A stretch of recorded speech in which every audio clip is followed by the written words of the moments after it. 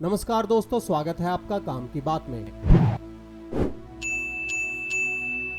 मैं हूं आपका दोस्त, इस चैनल का होस्ट आनंद, और इस वीडियो में हम आपको बताएंगे महाभारत से जुड़ी वो रहस्यमयी बातें जो आपने आज तक नहीं सुनी होंगी, ना आगे सुनेंगे। लेकिन इससे पहले कि हम आपको ये बताएं कि आप हमारे चैनल को सब्सक्राइब कर लें और बेल आइकन को दबा लें। इस वीडियो का पहला भाग देखने के लिए यहाँ क्लिक करें। तो चलिए शुरू करते हैं। तीसरा दिन।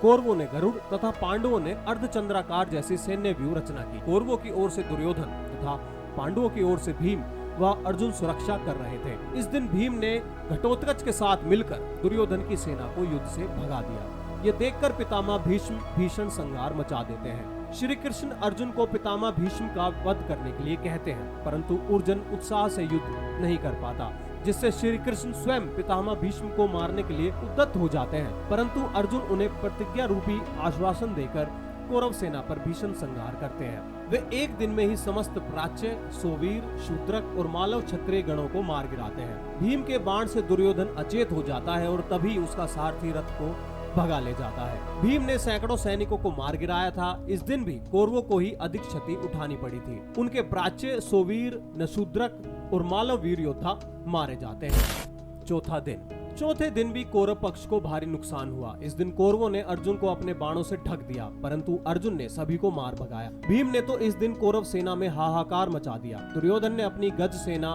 भीम को मारने के लिए भेजी, परंतु घटोत्कच की सहायता से भीम ने उन सब का नाश कर दिया और 14 कौरवों को भी मार गिराया। परंतु राजा भगदत्त द्वारा जल्द ही भीम पर नियंत्रण पा लिया गया। बाद में पितामह भीष्म को भी अर्जुन और भीम ने भयंकर युद्ध कर कड़ी चुनौती दी थी। इस दिन कौरवों को नुकसान उठाना पड़ा और पांडव पक्ष मजबूत रहा। पांचवें दिन का युद्ध। श्री कृष्ण के उपदेश के बाद युद्ध की शुरुआत हुई और फिर भयंकर मारकाट मची। दोनों ही पक्षों के सैनिकों का भारी संख्या में वध हुआ। इस दिन पितामह भीष्म ने पांडव सेना को अपने बाणों से ढक दिया। उन पर रोक लगाने के लिए क्रमशः अर्जुन और भीम ने उनसे भयंकर युद्ध किया। सात्विकी ने द्रोणाचार्य को भीषण संहार करने से रोके रखा। पितामह भीष्म द्वारा सात्विकी को युद्ध क्षेत्र से भगा दिया गया और सात्विकी के 10 पुत्र मारे गए। छठे दिन का युद्ध। कौरवों ने क्रोच व्यू तथा पांडवों ने मकर व्यू के आकार की सेना कुरुक्षेत्र में उतारी। भयंकर युद्ध के बाद द्रोण का सारथी मारा गया। युद्ध में बार बार अपनी हार से दुर्योधन क्रोधित होता रहा, परंतु पितामह भीष्म उसे ठाड़स बधाते रहे। अंत में भीष्म द्वारा पांचाल सेना का संहार किया गया। सातवें दिन का युद्ध। सातवें दिन कौरवों द्वारा मंडलाकार व्यू की रचना और पांडवों ने वज्र व्यू की आकृति में सेना लगाई।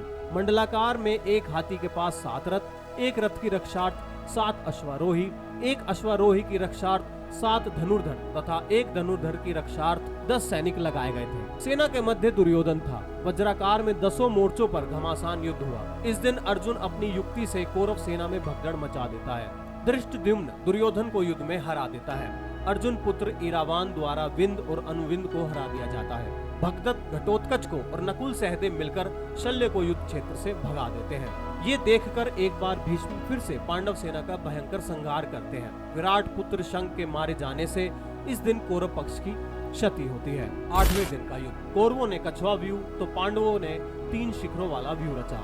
इस दिन भीम धृतराष्ट्र के 8 पुत्रों का वध कर देते हैं। अर्जुन की दूसरी पत्नी उल्लूपी के पुत्र इरावन का बकासुर के पुत्र अमलूष के द्वारा वध कर दिया जाता है। घटोत्कच द्वारा दुर्योधन पर शक्ति का प्रयोग किया गया, परंतु शक्ति का प्रहार स्वयं के ऊपर ले लिया तथा बंग नरेश की मृत्यु हो जाती है। इस घटना से दुर्योधन के मन में मायावी घटोत्कच के प्रति भय व्याप्त हो जाता है। तब भीष्म की आज्ञा से भगदत्त घटोत्कच को हराकर भीम व अन्य पांडव सैनिकों को पीछे ढकेल देता है। दिन के अंत तक भीमसेन धृतराष्ट्र के 9 और पुत्रों का वध कर देते हैं। 9वें दिन का युद्ध। कृष्ण के उपदेश के बाद भयंकर युद्ध हुआ, जिसके चलते भीष्म ने बहादुरी दिखाते हुए अर्जुन को घायल कर उनके रथ को जर्जर कर दिया। युद्ध में आखिरकार पितामह भीष्म के भीषण संहार को रोकने के लिए श्री कृष्ण को अपनी प्रतिज्ञा तोड़नी पड़ती है। उनके जर्जर रथ को देखकर श्री कृष्ण रथ का पहिया लेकर पितामह भीष्म पर झपटते हैं, लेकिन वे शांत हो जाते हैं। परंतु इस दिन पितामह भीष्म पांडवों की सेना का अधिकांश भाग समाप्त कर देते हैं। 10वां दिन।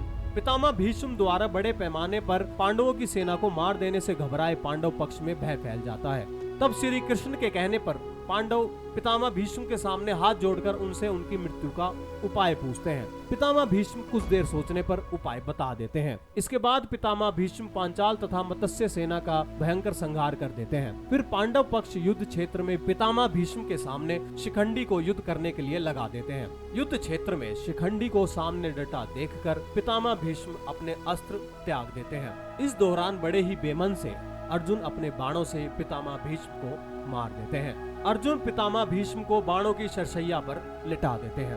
पितामह भीष्म ने बताया कि वे सूर्य के उत्तरायण होने पर ही शरीर छोड़ेंगे, क्योंकि उन्हें अपने पिता शांतनु से इच्छा मृत्यु का वर प्राप्त था। इस वीडियो का तीसरा भाग देखने के लिए यहाँ क्लिक करें। तो दोस्तों, आपको ये महाभारत की महान गाथा कैसे लगी हमें कमेंट करके जरूर बताएं और अपना गौरवशाली इतिहास लोगों के साथ जरूर साझा करें। चैनल को सब्सक्राइब करना बिल्कुल ना भूलें, वीडियो को लाइक करें। हमारी आर्थिक सहायता करने के लिए नीचे दिए गए लिंक पर क्लिक करें। हम आपसे मिलेंगे अगली वीडियो में, तब तक के लिए नमस्कार।